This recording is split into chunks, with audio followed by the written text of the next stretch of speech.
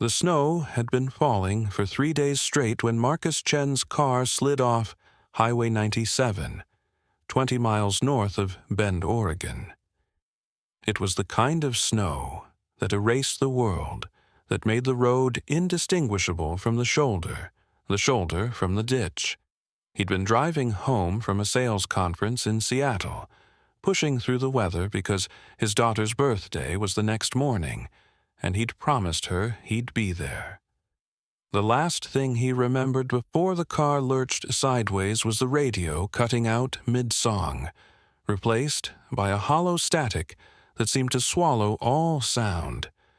When Marcus came to, his head throbbing against the deployed airbag, the windshield was a spider web of cracks, and beyond it, nothing but white. The engine had died. He tried the ignition 3 times, pumping the gas pedal, whispering prayers he hadn't spoken since childhood. Nothing. The cold began to seep in almost immediately, a presence rather than an absence, something that crept through the door seals and filled the car like water filling a sinking ship. He checked his phone. No signal. Of course, there was no signal.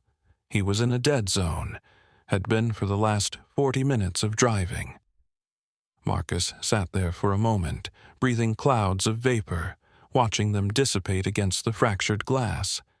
Then he heard it, a sound that didn't belong, a rhythmic crunching, like footsteps in deep snow, circling the car. Slow, deliberate. He pressed his face against the side window, trying to see through the accumulation, but there was only the white curtain of falling snow and the dark shapes of pine trees like prison bars in the distance. The footsteps stopped. Marcus held his breath, listening so hard his ears ached. Then came 3 sharp raps against the driver's side window, right next to his head. He jerked away, his hand fumbling for the door lock, even though he'd already checked it twice.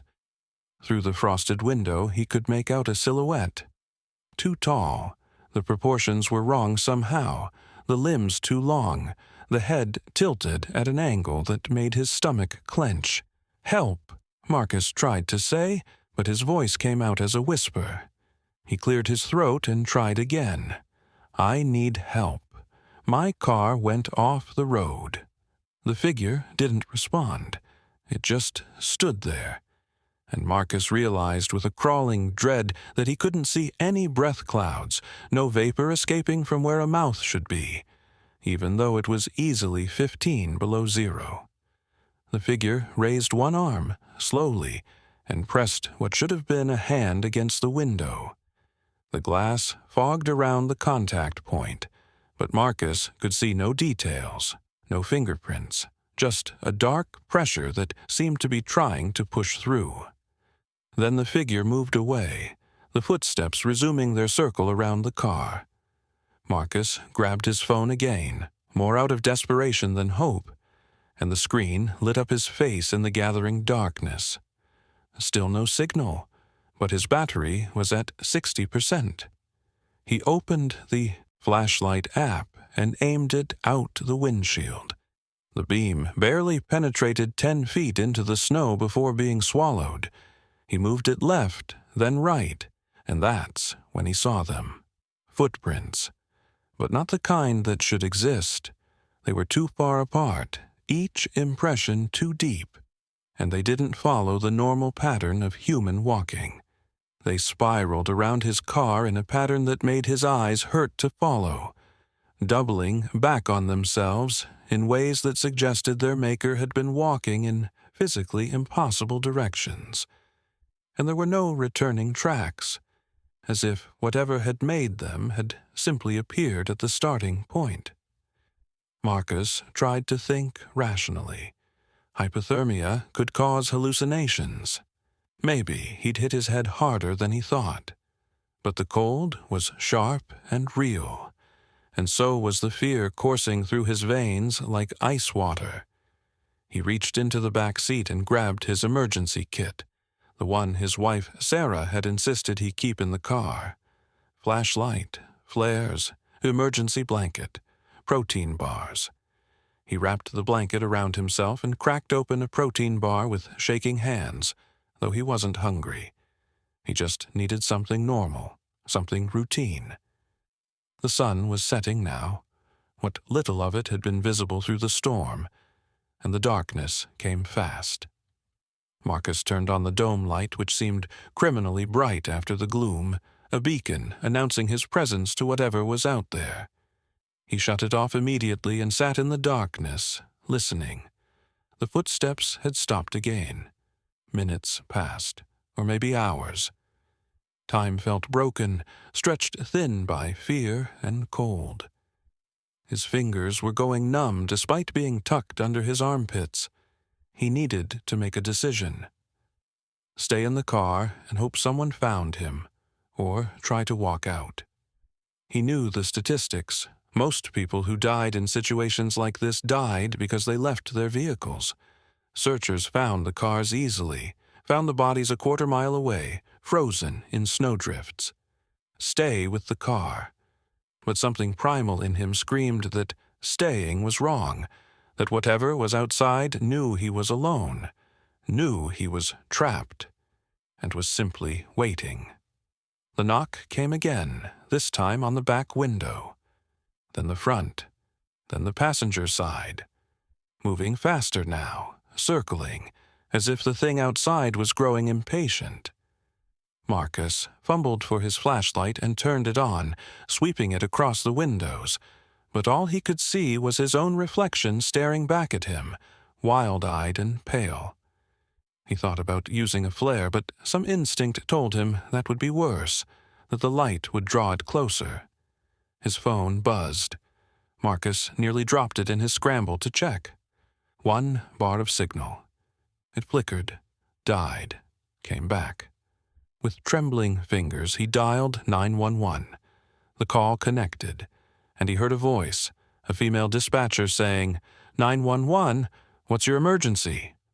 But her voice was wrong, too slow, the words stretching out like taffy, and underneath it he could hear something else. A wet, clicking sound like teeth against a window pane. "I'm on Highway 97, he gasped. "North of Bend. My car went off the road. Something's out here." The line went dead. The phone screen flickered, and for just a moment he saw words appear. "It knows where you are." Then the phone died completely, the battery indicator showing 0% even though it had been at 60 just minutes before. The temperature in the car was dropping faster now. Marcus's breath came in short, panicked gasps that filled the small space with fog. He couldn't feel his toes anymore. His fingers were stiff and clumsy. He knew he was in the early stages of hypothermia. The drowsiness was starting to creep in at the edges of his consciousness, that dangerous warmth that convinced freezing people to lie down in the snow and sleep. He started the car again, just trying, and to his shock the engine turned over. Sputtered, coughed, but caught. Marcus nearly sobbed with relief. He cranked the heat to maximum and felt the blessed warmth begin to flow from the vents. The radio came on too, but instead of music or news, there was only that static, that empty roar like wind through a tunnel. And then, beneath the static, voices. Whispered words in a language he didn't recognize but somehow understood on a level deeper than conscious thought. They were saying, "Stay, stay, stay." Marcus threw the car into reverse and pressed the gas. The wheels spun, caught, and the car lurched backward. For a moment, he thought he'd made it, that he'd get back onto the road and drive until he found people, and light and sanity. But then the car slammed to a stop hard enough to snap his head back against the headrest. He shifted to drive, then reverse, rocking the car, but it wouldn't budge. He looked in the rearview mirror and saw nothing but snow. Looked ahead and saw the same. He was stuck. And then the car began to sink. Not quickly, but steadily, the way a ship settles into deep water. The snow outside was rising up the windows, or the car was descending into it. Marcus couldn't tell which. He pushed against the door, but it wouldn't open, held shut by the weight of snow or something else. He tried the passenger door with the same result. The windshield was completely covered now, and the headlights illuminated nothing but the white pressing in from all sides. Panic gave him strength. Marcus kicked at the windshield, once, twice, 3 times. On the 4th kick, it cracked further, and freezing air poured in. He kicked again, and the glass gave way, chunks of it falling inward with the snow. The cold hit him like a physical blow, stealing his breath. But he could see now. He could see the forest ahead, the trees dark and close. He pulled himself through the windshield, the broken glass tearing at his jacket, and tumbled into snow that came up to his chest. The storm had intensified, and visibility was near zero. Marcus floundered forward, each step an ordeal, his legs already going numb. He had no plan except to move, to put distance between himself and the car and whatever had been circling it. The trees closed around him after a dozen steps, and it was darker here. The snow not falling as thickly, but the shadows deeper. His flashlight was gone, left in the car or dropped in the snow. Marcus pushed forward, his hands held out in front of him, touching bark and branches. His breath came in ragged sobs. Behind him, he heard the crunch of footsteps in the snow, keeping pace with him, matching his rhythm exactly. He tried to run, but running was impossible in the deep snow. He could only lumber forward, breaking through the crust with each step, his lungs burning from the cold air. The footsteps behind him never got closer, but they never fell behind either. They just followed, patient and inevitable. Marcus didn't know how long he walked. It could have been 10 minutes or an hour. Time had lost meaning. His thoughts were starting to fragment, pieces of reality breaking apart like ice on a thawing lake. He thought he saw lights ahead, warm and golden, and he staggered toward them. But as he got closer, he realized they weren't lights at all. They were eyes, dozens of them, set at different heights in the trees, reflecting no light, because there was no light to reflect. They were simply there, watching, unblinking. He turned away, choosing a different direction at random, and walked. The eyes followed, moving through the forest in ways that defied explanation, appearing ahead of him no matter which way he turned. And still the footsteps followed, never closer, never farther. Marcus wanted to scream, to rage against this impossible situation, but he couldn't spare the breath. His core temperature was dropping critically now. He knew the signs: confusion, loss of coordination, the overwhelming desire to just lie down. And then he stumbled into a clearing, and there, impossibly, was a cabin. Small, rough-hewn logs, a single window glowing with firelight. Smoke rose from the chimney. Marcus felt a surge of hope so strong it was painful. He lurched toward the door and pounded on it with fists that felt like clubs. "Help," he croaked. "Please, help me." The door opened, and warmth spilled out. Marcus half fell inside, catching himself on a rough wooden table. The cabin was a single room, sparse, but blessedly warm. A fire crackled in a stone fireplace. There was a cot in one corner, a chair by the fire, shelves with canned food, and standing by the fireplace was a man. Old, weather-beaten, wearing a flannel shirt and jeans. He looked at Marcus with eyes that held no surprise, no alarm, just a weary kind of acceptance. "You need to leave," the old man said. His voice was rough, like gravel sliding down a tin roof. "Right now. Go back the way you came." Marcus stared at him, not comprehending. "I can't. I'll die out there. Something's following me." "I know what's following you," the old man said. "That's why you need to leave. Don't bring it in here. This place is warded, protected. But if you stay, if you sleep here, you'll break the circle. And then we're both dead. I don't understand. You don't need to understand. You need to leave. There's a road, quarter-mile due east. Follow it north.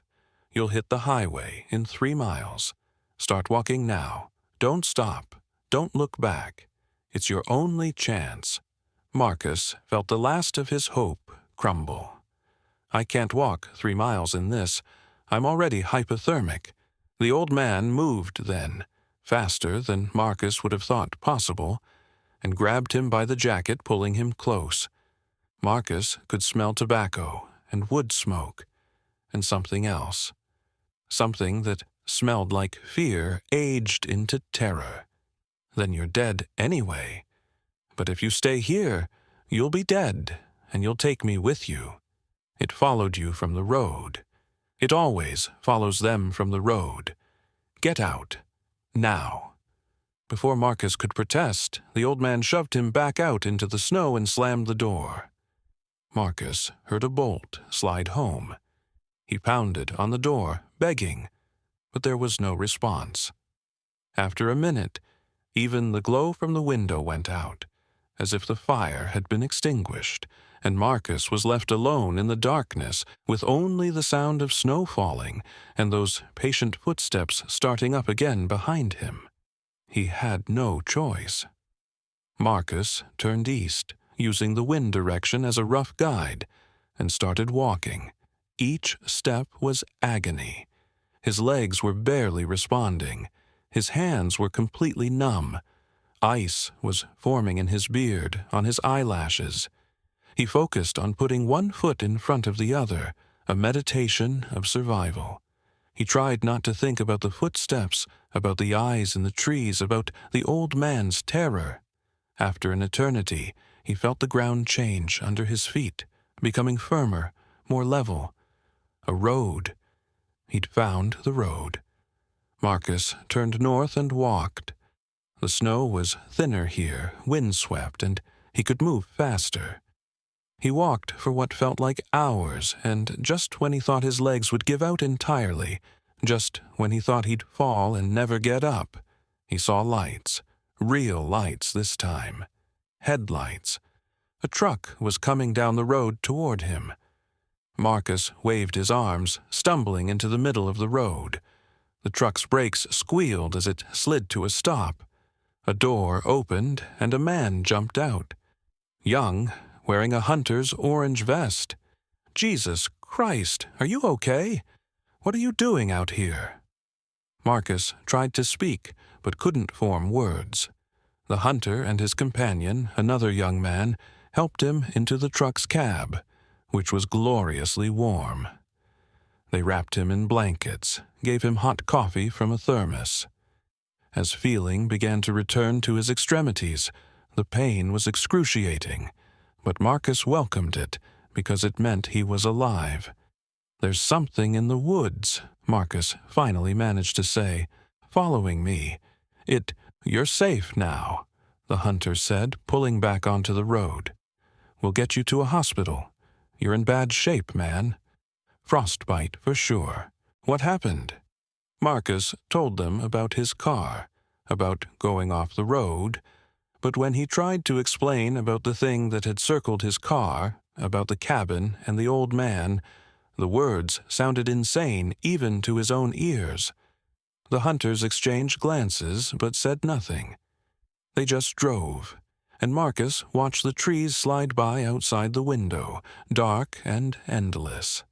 At the hospital in Bend, they treated him for severe frostbite and mild hypothermia. He lost 2 toes and the tip of his left pinky finger. The state police found his car the next day right where he'd said it would be. But there were things about their report that Marcus noticed, things that didn't add up. The car hadn't sunk into the snow. It was sitting normally in the ditch, less than 10 feet from the road, easy walking distance. And there were no footprints around it at all, except his own, leading away toward the trees. When Marcus insisted they search for the cabin, they humored him. A search and rescue team went out with the coordinates he'd tried to provide, searching the area where he thought he'd been. They found nothing. No cabin, no old man, just miles of empty forest and snow. The SAR leader told him gently that hypothermia could cause vivid hallucinations, that the mind did strange things when the body was shutting down. Marcus wanted to believe that. He tried to believe it. But 6 months later, when spring had melted the snow, when he could walk again with a prosthetic toe and physical therapy, he drove back to that stretch of Highway 97. He parked at the exact spot where his car had gone off the road and walked into the forest. It took him 3 hours of searching, but he found it. The clearing. The exact clearing where the cabin had been. There was no cabin now, but there was a foundation, old stones arranged in a rectangle, mostly covered with moss and forest debris. And in the center of the foundation was a marker, a simple wooden cross with a name and date carved into it. The date was from 1952. The name was irrelevant. What mattered was what was written below. He kept the circle. He stayed in the light. Do not disturb. Marcus stood there until the sun began to set, which in those trees came early. As the shadows lengthened, he heard it again. That crunching sound. Footsteps in the forest, even though there was no snow now.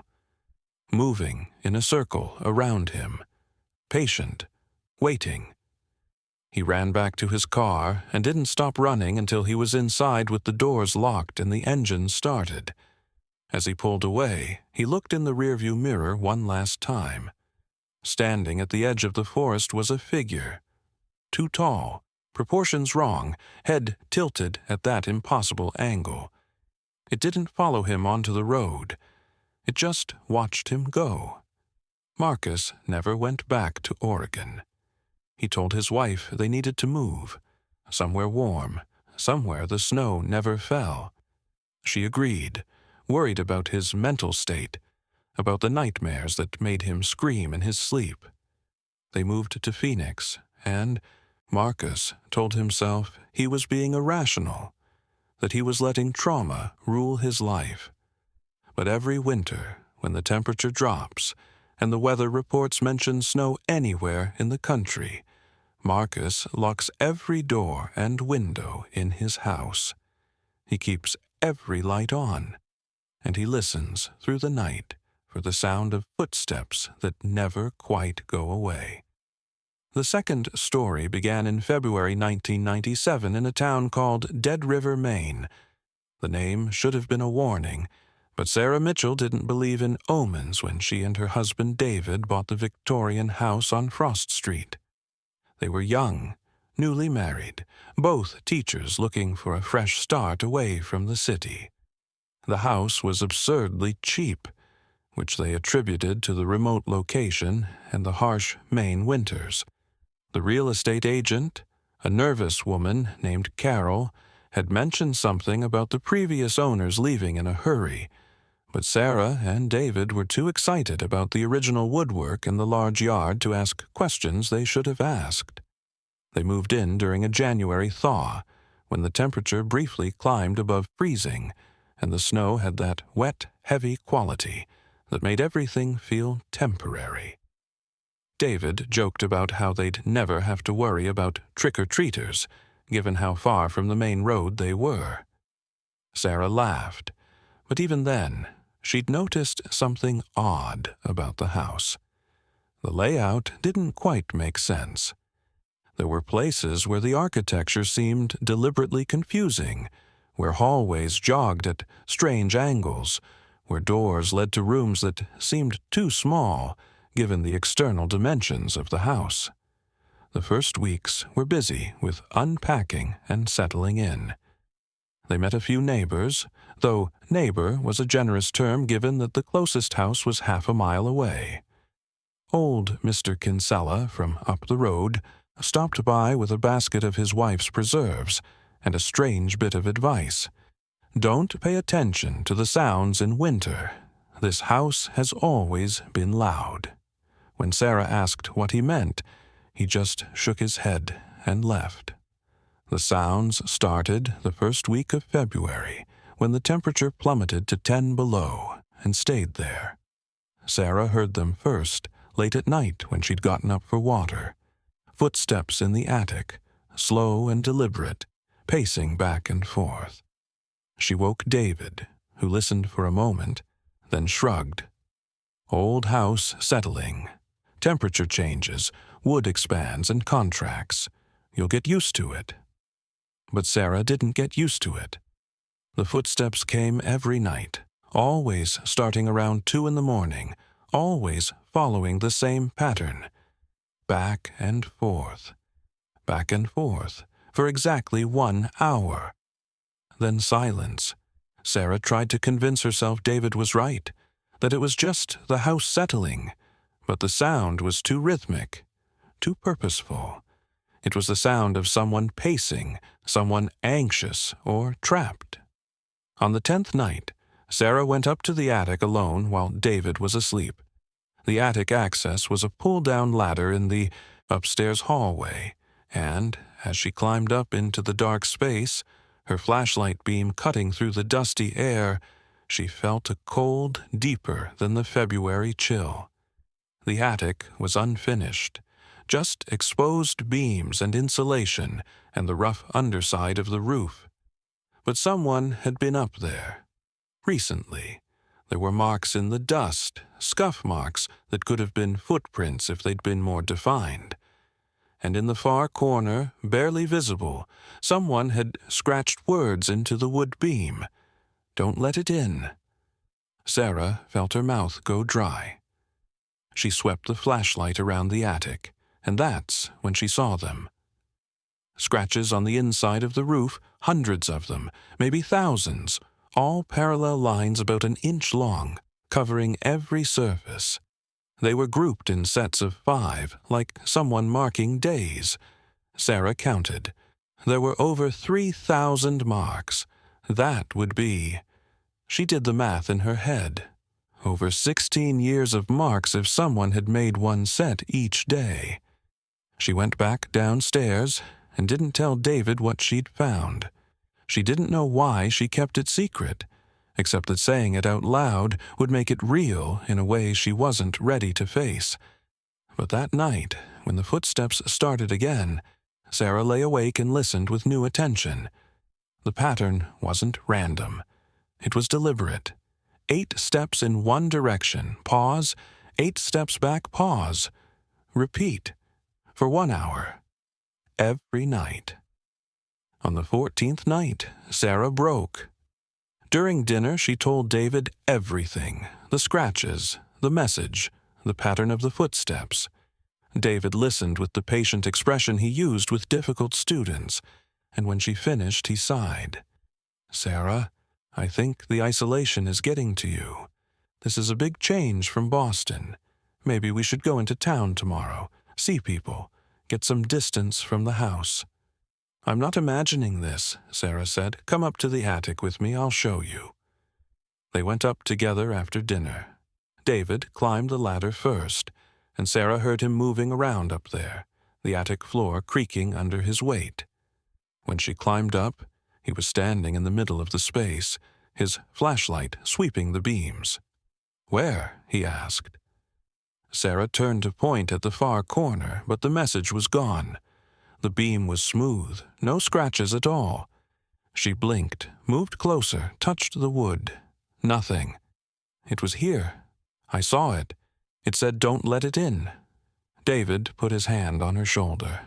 "Honey, there's nothing here. Look around. No scratches, no message.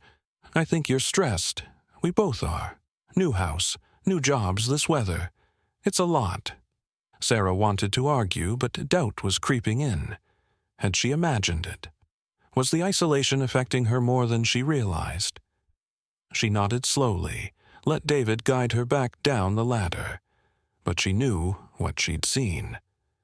And that night, when the footsteps started again, Sarah lay awake and whispered to them, "Who are you?" The footsteps stopped. Complete silence, so abrupt it was shocking. Sarah held her breath, waiting.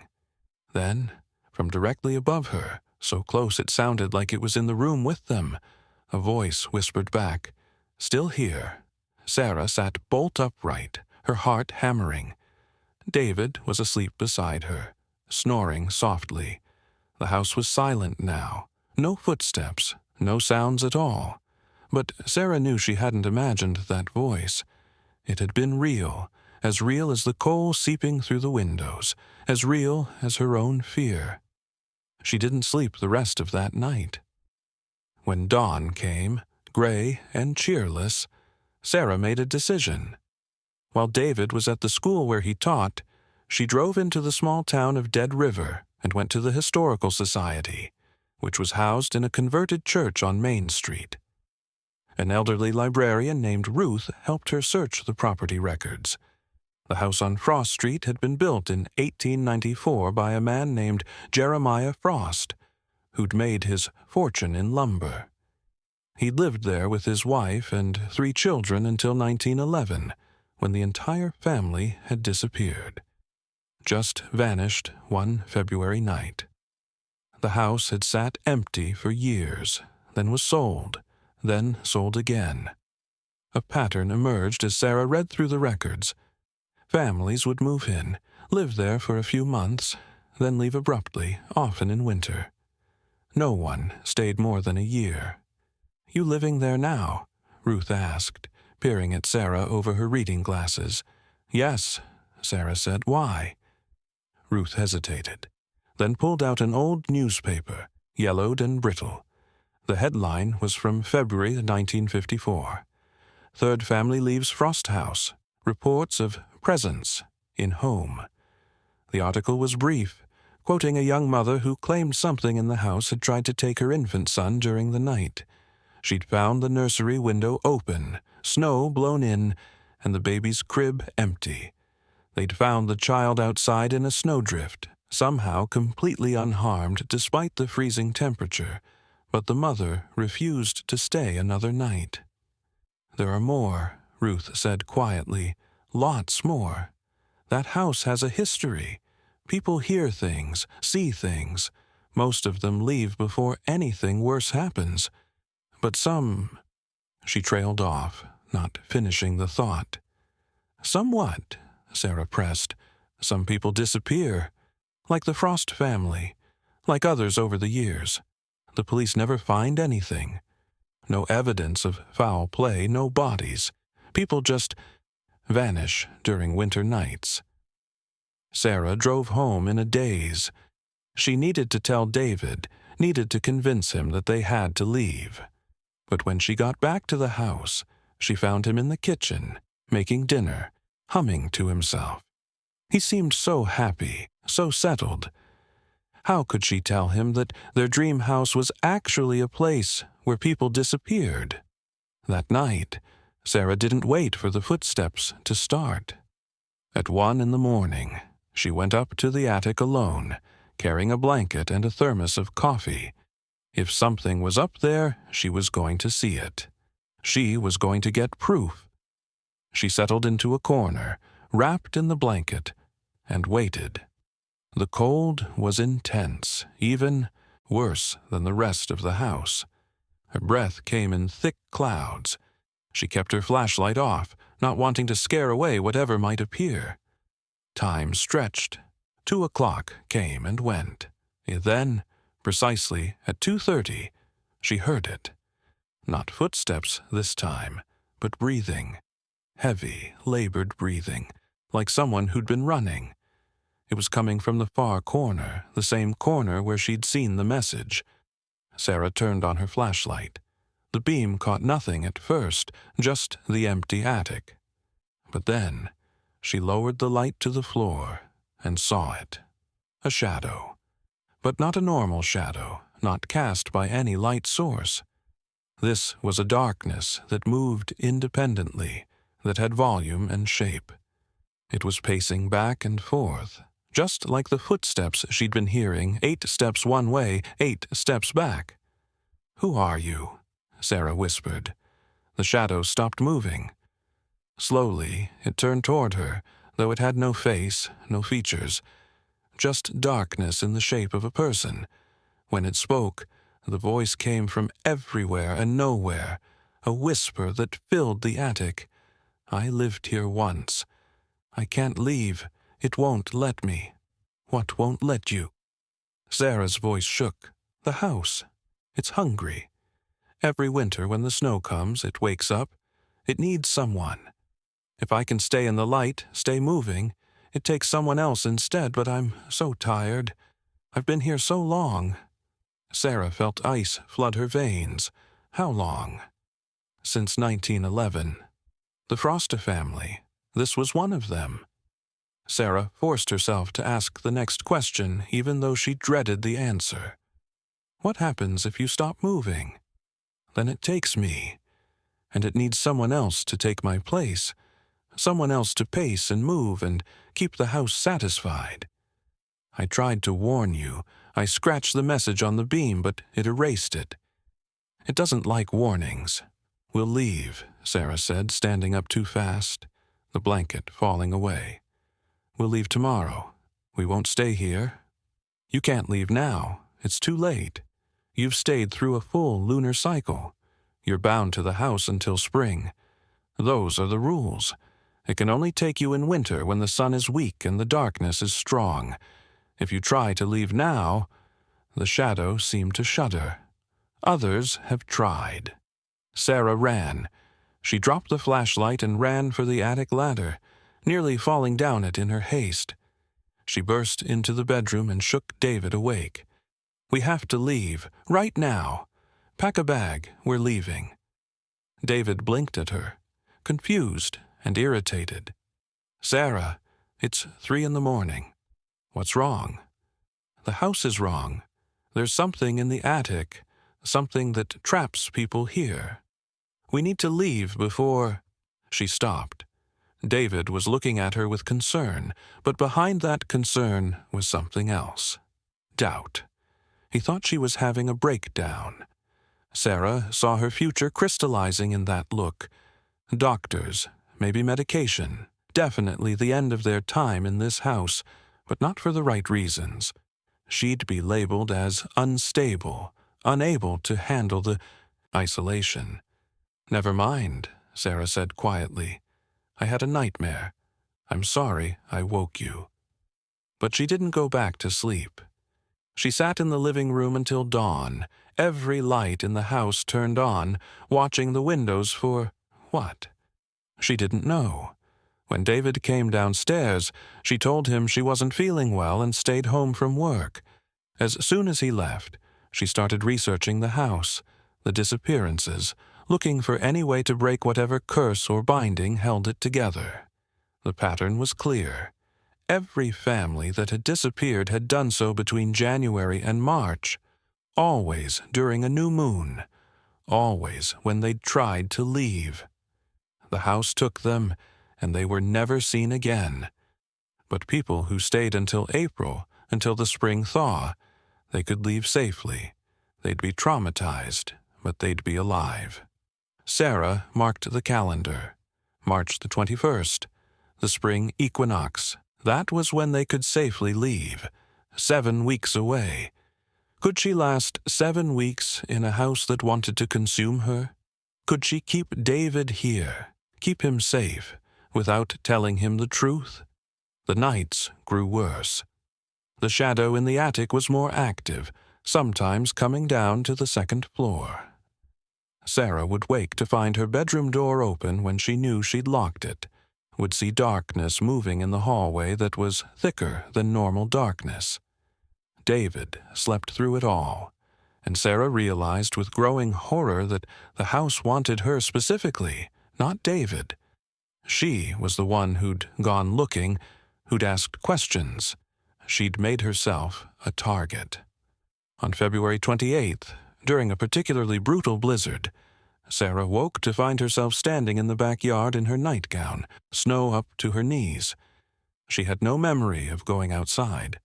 Her feet were blue with cold. David found her there, brought her inside, insisted they go to the hospital. Sarah refused, knowing that if she left the property now, she'd never make it to town.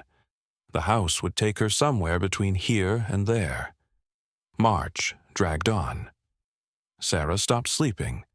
She drank coffee constantly, kept every light on, stayed in motion, just like the shadow in the attic, pacing, pacing, always pacing. David grew worried, then angry, then resigned. He stopped trying to talk to her about what was wrong. He just watched her deteriorate with a sadness that broke Sarah's heart. March 20th arrived. One more day. Sarah could see the finish line. But that night, the night before the equinox, the house made its final play. Sarah woke to complete darkness, every light in the house extinguished simultaneously, even though there'd been no power outage. She fumbled for the bedside lamp, but it wouldn't turn on. Beside her, David was gone. The sheets were cold, as if he'd been gone for hours. "David!" Sarah screamed into the darkness. His voice came from somewhere below, from the basement they never used. "Sarah, help me!" Sarah ran. She flew down the stairs, through the kitchen, to the basement door. It was open, which was wrong, because they'd nailed it shut weeks ago after Sarah had found it, standing open repeatedly. She could hear David down there, calling for her, his voice full of fear. She started down the basement stairs. 3 steps down, a voice whispered in her ear, the shadow's voice. "Don't go. It's not him. It's never them. It's always the house." Sarah froze. The voice from the basement called again. "Sarah, please, it has me." But the voice was slightly off. The cadence was wrong, the tone too flat. Sarah backed up slowly, 1 step, 2 steps, and as she retreated, she heard something else from the basement. A sound like wood creaking, like the house itself breathing. And the David voice changed, deepened, became something that had never been human. "Come down, come down, come down." Sarah slammed the basement door and shoved a chair under the handle. She ran back upstairs, grabbed her phone, and called Mr. Kinsella. He answered on the 5th ring, groggy. "Hello? It's Sarah Mitchell. Where's David? He's not here. Did he?" "He's here," Mr. Kinsella said, confused. "Showed up about midnight. Looked scared out of his mind. Said you'd gone into some kind of fugue state and he couldn't wake you. He was worried you might hurt yourself. We tried calling, but you didn't answer." Sarah looked at her phone. 12 missed calls. She'd been so focused on survival she hadn't heard them. "I need to get out of this house, right now." "It's almost dawn," Mr. Kinsella said. "Can you make it a few more hours? The roads are bad, and if you're in the state David described—" "I'll make it," Sarah said. She hung up and looked at the clock. 4:47 a.m. Sunrise was at 6:15. The spring equinox would arrive at 11:32. She just had to survive until then. The house fought her. Doors slammed, windows cracked. The temperature plummeted until Sarah could see ice forming on the inside walls. The shadow appeared at the bottom of the stairs, more solid than it had ever been, almost physical. It looked at her with what might have been pity or might have been hunger. She couldn't tell. "You're stronger than most," it said, "but the house always wins." "Not today," Sarah whispered. She grabbed every candle she could find, lit them all, creating a circle of light in the living room. She sat in the center and waited, watching the darkness press against her barrier of flame, testing it, probing for weakness. The sun rose. Light came through the windows, weak March sunlight, but light nonetheless. The shadow retreated, hissing. The house seemed to sigh, a sound of frustrated hunger. Sarah waited, counting down the minutes. At 11:32 precisely, she felt something break, like a cord snapping. The oppressive weight that had been pressing down on her for weeks lifted. She stood on shaking legs, grabbed her car keys, and walked out the front door. She didn't pack. She didn't take anything except herself. She got in the car and drove to the Kinsella's house where David was waiting, pale and frightened. They left Dead River that day and never went back. The house on Frost Street went up for sale again 3 weeks later. Sarah heard from Ruth at the Historical Society that a young couple had bought it, excited about the original features and the price. Sarah thought about warning them. She even picked up the phone twice. But what would she say? That the house was hungry, that something lived there that trapped souls. They'd think she was insane, just like David still did. He never talked about that night, about what he'd experienced that made him run to the neighbors. Sarah didn't push him. Some silences were merciful. But sometimes on cold March nights Sarah wakes from dreams of darkness and pacing footsteps. She gets out of bed and walks through her apartment in Phoenix, the same city where Marcus Chen moved, though they'll never know their neighbors in exile from winter. She walks 8 steps in one direction, then 8 steps back, and she wonders if somewhere in Maine, in a house on Frost Street, someone else is pacing too, keeping the house satisfied, keeping it from taking what it really wants. The third story comes from a place that doesn't exist on any official map. In the winter of 2019, 3 friends, Jake Thompson, Maria Vasquez, and Chris Okonkwo, decided to go ice fishing on Lake Winnipesaukee in New Hampshire. They were experienced outdoorsmen, all in their late 20s, and they'd made this trip every February for 5 years. They knew the lake, knew the ice, knew how to stay safe. But that year, the weather had been strange. Warm spells followed by sudden freezes, creating ice that was inconsistent, riddled with weak spots hidden under snow. They drove up on February 15th, a Friday, planning to spend the weekend in a rented cabin on the shore. The forecast was cold and clear, perfect conditions.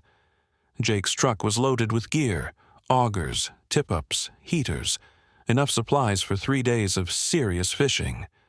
They were in high spirits when they arrived, joking and laughing, looking forward to the escape from their everyday lives in Boston. The first day was perfect. They drilled holes about a 1/4 mile from shore, set up their shelters, and spent the afternoon catching perch and the occasional pickerel.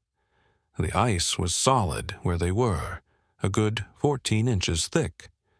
As the sun set and the temperature dropped to near zero, they packed up and headed back to the cabin, planning to return the next morning. But Mariah couldn't sleep that night. She kept dreaming of the lake, of dark water moving under the ice, of something large circling beneath them while they fished. At 3 a.m., she gave up on sleep and sat by the cabin window, looking out at the frozen expanse of the lake.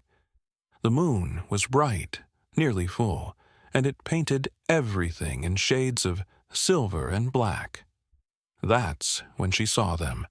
Lights. Out on the ice, far from where they'd been fishing, far from any of the normal fishing spots. Not flashlights or lanterns, but something else. They moved in patterns that hurt to look at, spirals and zigzags that seemed to exist in more dimensions than Maria's eyes could properly process. She watched for 20 minutes, trying to convince herself they were just other fishermen with unusual lights, but the movement was wrong, the patterns too complex. In the morning, she mentioned it to Jake and Chris. Probably ice fishermen from the Canadian side, Jake said. They have different gear than us, some of it pretty high-tech. Wouldn't worry about it. But Maria did worry. Something about those lights had felt fundamentally wrong, had triggered some deep survival instinct. Still, she didn't want to ruin the trip, so she packed up with the others and they headed back out onto the ice. They returned to their spot from the previous day, but the fishing was slow. Hours passed with barely a nibble. Chris suggested they move to a different location, somewhere they'd had luck in previous years. How about the North Bay, he suggested, by the island cluster. Jake checked his GPS. That's about 2 miles. Ice should be good there, though. No springs or current. You guys game? They packed their gear onto sleds and started across the ice. It was colder today, the wind cutting across the frozen surface with nothing to break it. They moved in single file, Jake in front breaking trail, Maria in the middle, Chris bringing up the rear. They'd been walking for maybe 40 minutes when Maria noticed something odd. The surface beneath their feet had changed texture. It was rougher, more crystalline, and when she looked down, she could see through it. Not just a few inches, but deep, impossibly deep, as if the ice were perfectly transparent. "Guys," she said, stopping. "Look at this." Jake and Chris came back to where she was standing. They all looked down, and what they saw made no sense. The ice beneath them was clear as glass, and below it was not the expected 10 or 20 feet of murky water, but what looked like hundreds of feet of empty space. And at the bottom, moving through what should have been mud and rock, were lights. The same lights Maria had seen from the cabin window, spiraling and weaving in patterns that made her head ache. "What the hell is that?" Chris breathed. "We need to go back," Maria said. Her voice was shaking. "Right now." Jake was already backing away, his eyes wide. But as they turned to retrace their steps, they realized something that made Maria's blood run cold. Their footprints were gone. The wind hadn't erased them. There was barely any wind now. They'd just vanished, as if they'd never been made. And the shore, which should have been visible in the distance, was nowhere to be seen. In every direction, there was only ice and snow stretching to a horizon that seemed too far away, too flat. "Which way did we come from?" Chris asked, spinning slowly. "Jake, which way?" Jake checked his GPS. The screen was blank. He turned it off and on again. Nothing. He pulled out his phone. No signal, and the compass app was spinning wildly, unable to find north. Maria checked her phone with the same result. They were lost, on a frozen lake, where getting lost should be impossible. "Okay, don't panic," Jake said, though his voice betrayed his own fear. "The lake is only so big. We pick a direction and walk. Eventually, we'll hit shore." They chose what Jake thought was east, based on the position of the sun, and started walking. But as they walked, Maria noticed the ice beneath them was changing. It was becoming clearer, more transparent, and the lights below were getting brighter, closer. She could make out shapes now, structures that looked almost like buildings, but with geometries that hurt to look at directly. They rose from the depths like an underwater city, towers and bridges and things that might have been streets, all made of light and shadow that seemed to shift between solid and liquid. "Do you see that?" Maria whispered. "Tell me you see that." "I see it," Chris said. He'd stopped walking and was staring down through the ice. "What is it? Some kind of research station? But that deep? That's impossible." Jake grabbed his arm. "Don't look at it. I don't know what it is, but I don't think we're supposed to see it. Keep walking." They walked for what felt like hours, but the shore never got closer. If anything, the horizon seemed to recede as they approached it. The sun didn't move in the sky, staying fixed at the same angle, casting the same long shadows. Time felt broken, stretched thin. Maria's watch had stopped at 11:47, the exact moment they'd first seen through the ice. Chris's and Jake's watches showed the same time. "We're not on the lake anymore," Maria said finally. "I don't know where we are, but this isn't Winnipesaukee." "That's insane," Jake said, but there was no conviction in his voice. He could see the same impossibilities she could see. The ice stretched forever. The city of light below them was growing closer, rising up to meet them, and Maria realized with dawning horror that they weren't walking across the ice. They were sinking through it, slowly, imperceptibly, but definitely sinking. "We need to get off the ice," Chris said. "Now, if we can find land, rock, anything solid." A sound cut him off. A deep, resonant tone that came from below, from the city of light, vibrating through the ice and into their bones.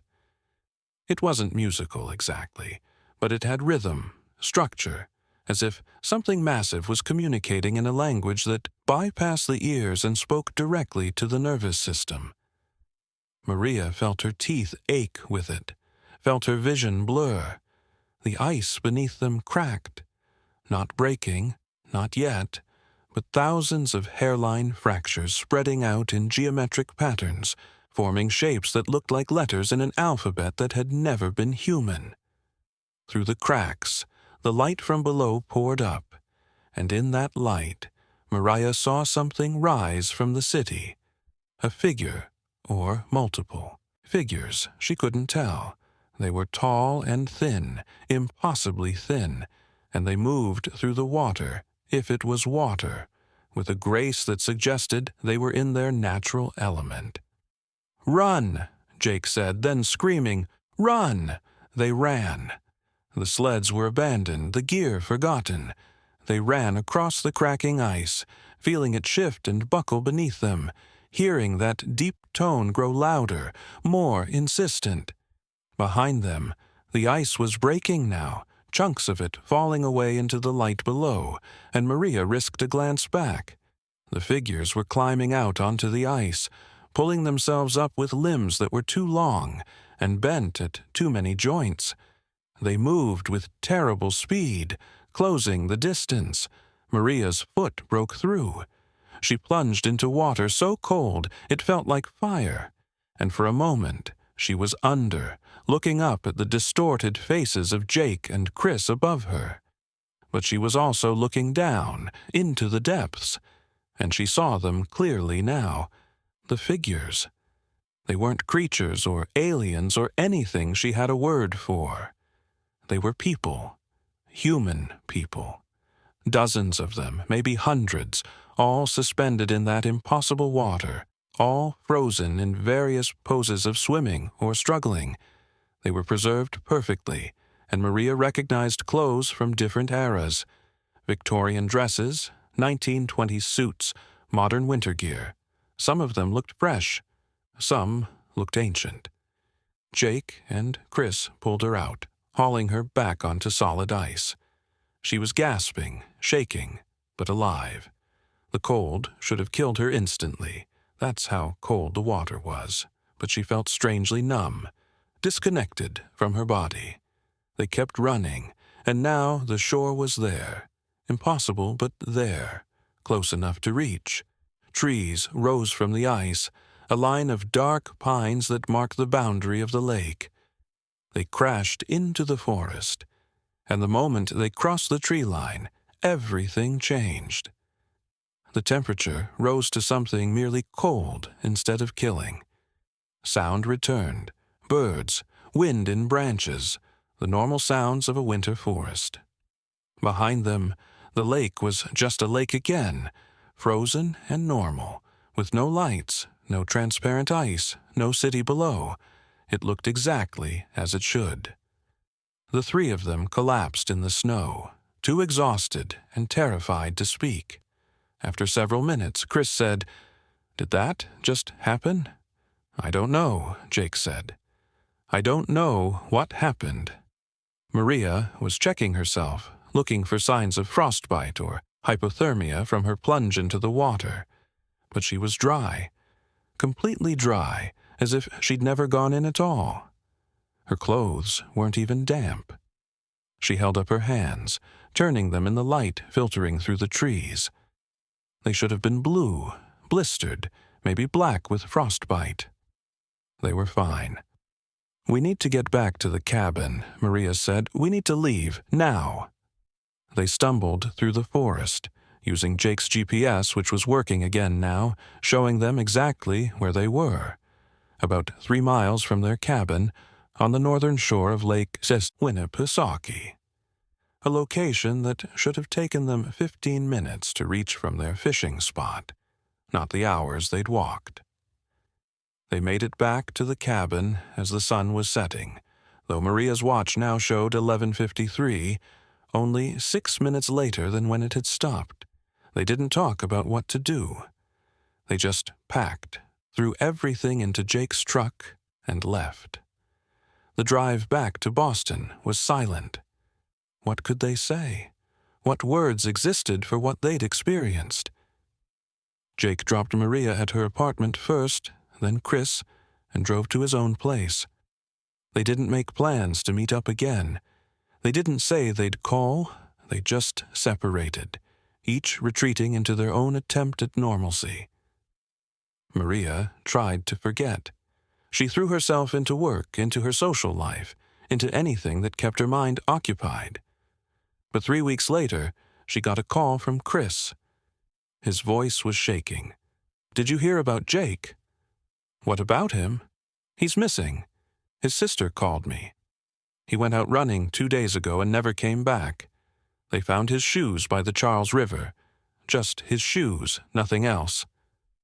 Maria felt ice water in her veins. "The river? It's frozen. They think he went out on the ice and fell through. But Maria, they searched. They brought in divers. There's no body. And the ice where his shoes were, it's solid, 14 inches thick. There's no way he fell through." Maria hung up and sat in her apartment for a long time, staring at nothing. She knew what had happened. Jake had been taken, pulled back to that place beneath the ice, called back.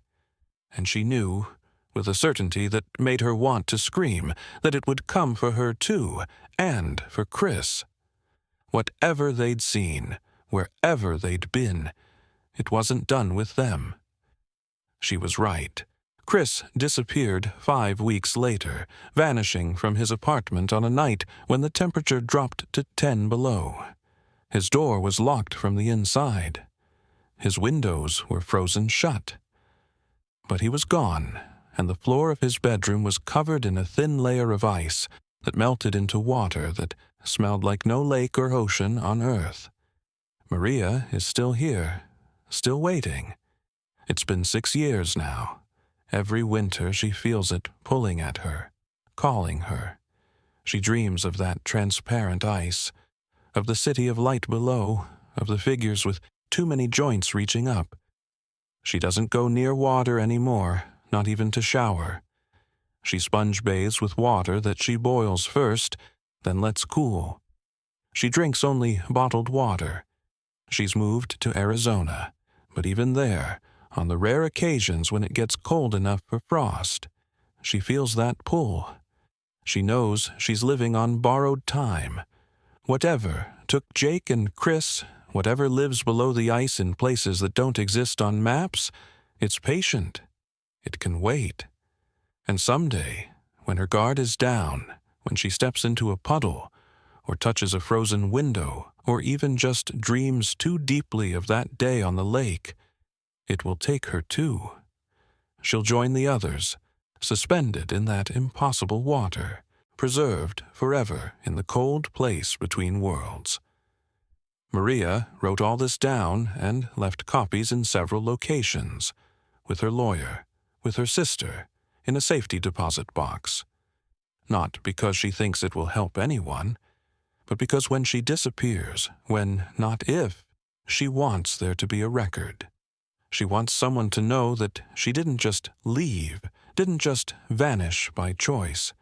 She wants someone to know about the ice, about the city, about the things that wait in the cold places of the world for unwary travelers. This winter, when the temperature drops and the lakes freeze over, when ice fishermen drill their holes and set their lines, some of them might hear something they shouldn't. A deep tone, resonant and structured, coming from below. Most will attribute it to ice shifting, to the natural sounds of a frozen lake, but some will recognize it for what it is. A call, an invitation, a warning. Don't answer. Don't look down through clear ice. Don't follow lights that move in impossible patterns. And if you find yourself on a frozen lake where the shore never gets closer, where time stops and the ice becomes transparent, run. Run, and don't look back. Because what waits beneath the ice doesn't hunt. It collects, and its collection spans centuries. Maria knows this. She lives with this knowledge every day, every hour, every moment, and she waits for the cold.